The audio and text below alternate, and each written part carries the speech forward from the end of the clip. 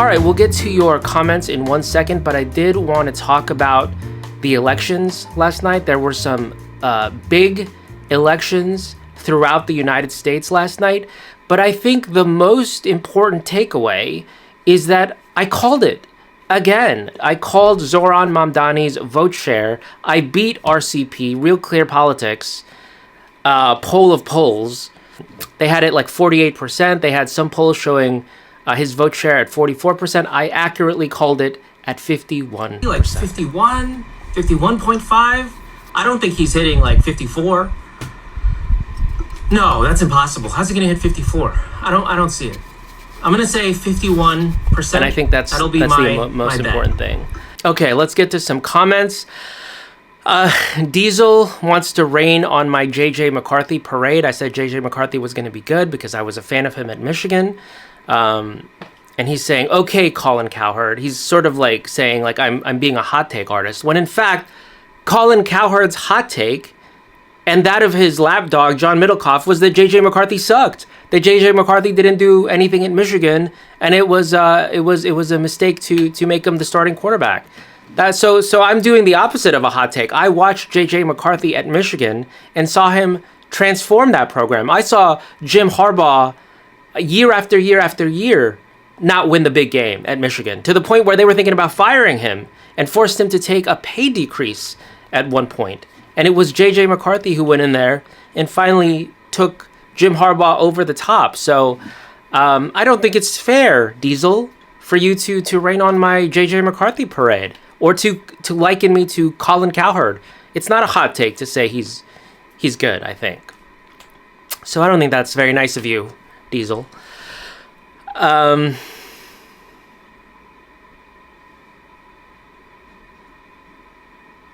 Jolts30 says that my CMC take is crazy wrong. He says CMC is the second or third best running back in the league, carrying us to wins multiple times. Yes, I don't dispute that. What I'm saying is you're not taking opportunity cost into account. What if instead of trading an entire draft class for him and having him take up so much of the salary cap, what if you had packaged those draft picks and gotten like Joe Alt, or I'm just using that name, but like, what if you had used them on offensive linemen instead? And then what if instead of paying what you're paying Christian McCaffrey, you had a combination of Jordan Mason, Isaac Guerrero, Elijah Mitchell, some combination of, it doesn't have to be those names, but like lower tier running backs. You'd get the same production at a cheaper price and better offensive linemen. You have allocated it towards one player, and that one player has gotten you these wins. But if you had spread the wealth, I think arguably you would have gotten more wins. If you had not used up the salary cap and the picks on one player. That's what I'm saying. It's opportunity cost.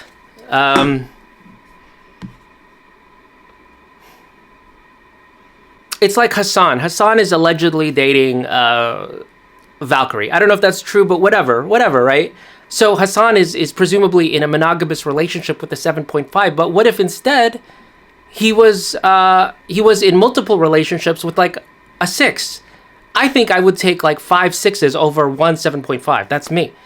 And it's the same thing with Christian McCaffrey. I would rather spread the salary cap and the draft picks throughout the roster, thereby inoculating you from a catastrophic injury, than I would putting all my eggs in a Christian McCaffrey basket. I think I just like used like 5 metaphors in one point. So I think you understand. Here's another Christian McCaffrey fan. He says, "You mean to tell me there's no difference between a running back who runs 300 yards in a season versus one who runs 1,000? Exclamation point, question mark, emoji, laughing, crying face." I don't think you're understanding, like, I cannot believe this question is real. Like, this has to be AI, the person writing this. Like, are you real, Brandon Alexander? Are you a real person, dude? You're saying...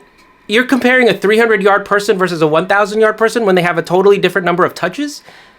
That cannot be a true argument. That cannot be real. That had to be like AI, dude. Like, what would happen? Like, would he have 300 yards if he had an equal number of carries? Is that what you're saying?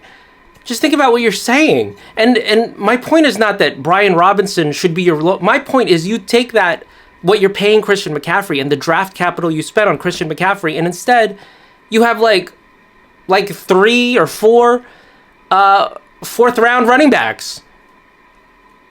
I guarantee you they end up with 1,000 yards. I guarantee you they do, especially with an improved offensive line that you would have from those draft picks.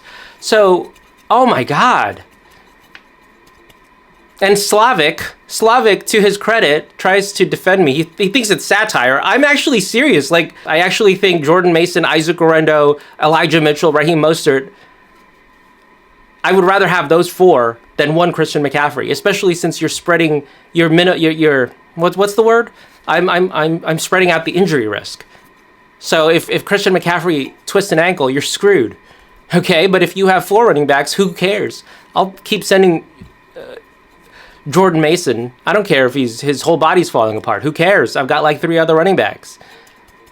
It's my same argument with like Valkyrie, like with Hassan and Valkyrie. Like, okay, Valkyrie is a very attractive lady, and again, I have no idea if they're dating. It doesn't matter. I'm just illustrating a point. I would rather spread the wealth. I would rather spread out. I would rather have like here's another guy. This other guy says aespa, the K-pop group, has some good songs. I've actually never heard an aespa song in my life. I did hear one. I did hear the one that goes dun dun dun dun dun dun dun dun, too spicy, dun dun dun dun. I have heard that aespa song, but what I'm saying is, so arguably Valkyrie is cuter than all 4 members of aespa. I don't necessarily believe that to be true, but I'm just saying. But I would rather have 4 of them, and I don't even like Giselle. I find Giselle, whatever. I don't even like Giselle. But I would still rather have 4 than 1, even if the Valkyrie is more attractive than the 4. I'll take the 4. I'll take the 4. You know why? Because there's 4 of them. There's 4 of them. Do you guys not get that? I don't get that. I don't get that you guys don't get it. I don't get that you guys don't get what I'm saying. Damien's Regicide wants to know my Juvenile Hall story. Well, let me say this. When I ended up in Juvenile Hall, it was in a very... it was an affluent county, okay? And let me tell you something. It was like camp. At one point, we were building birdhouses with like popsicle sticks. And you could glue them together and create a birdhouse. The counselor, they called them counselors at the time. I don't know what they call them now, but at the time they called them, instead of guards, they called them counselors. And one of the counselors was like a big baseball fan. So we would talk about the Giants all the time. He was a fan of the Beatles. I'm a fan of the Beatles. So it was just a great time, right? And then I got transferred to like the main facility, like the big city facility. And it was like Alcatraz, bro. It was supposed to be for juveniles. Everybody looked like 30. Okay, everybody looked like 30 years old on like TRT.